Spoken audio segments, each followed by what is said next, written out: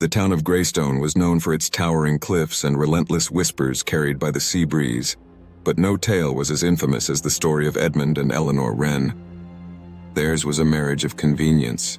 He, a wealthy merchant, and she, the daughter of an impoverished noble family.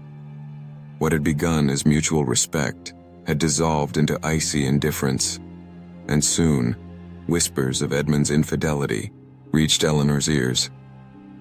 Heartbroken and seething with rage, Eleanor turned to a solution whispered in hushed tones by the townsfolk. The widow Mayra, a recluse said to commune with spirits.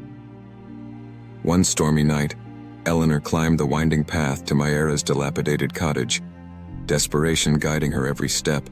"I seek vengeance," Eleanor hissed, clutching a locket containing Edmund's portrait. The old woman's cataract-filled eyes gleamed with malevolence as she drew a circle of salt and lit black candles. "You'll have it," Mayra rasped, her voice like the wind through a graveyard. "But the price is steep." Eleanor paid without hesitation, offering gold and a lock of her own hair. As the final incantation echoed through the room, the flame of the central candle turned blue, and a chilling gust extinguished the rest. "It will appear at midday," Mayra whispered, "every day until the deed is done." The first appearance was subtle. Edmund sat in his study, the noonday sun casting long shadows across the room. As he reviewed trade documents, he felt a chill run down his spine. He turned, expecting to see a drafty window, but instead a faint figure stood in the doorway. A woman shrouded in a mist-like veil. "Who are you?" Edmund demanded, his voice trembling. The apparition did not reply, but stared at him with eyes like burning coals. Moments later, it vanished.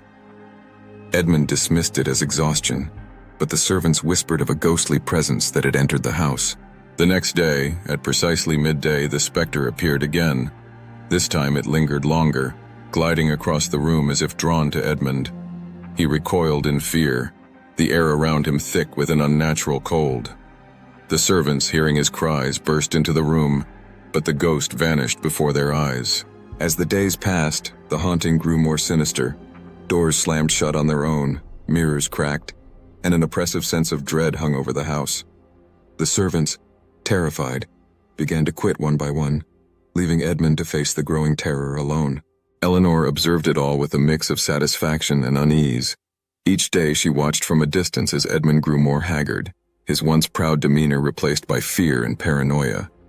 But on the seventh day, something changed. The apparition did not appear in the study as it had before. Instead, a mysterious woman was seen wandering the halls. She was breathtakingly beautiful, dressed in a flowing white gown, her movements graceful and deliberate. The remaining servants assumed she was a guest, though none had seen her arrive. Edmund, drawn to her like a moth to a flame, followed the woman to the east wing of the house, a section long abandoned and left to decay. She led him to a locked room, her delicate fingers tracing the doorframe as she beckoned him inside. The servants, sensing something amiss, rushed after them. "Master Wren," they called, but there was no reply. When they reached the door, it was locked from the inside.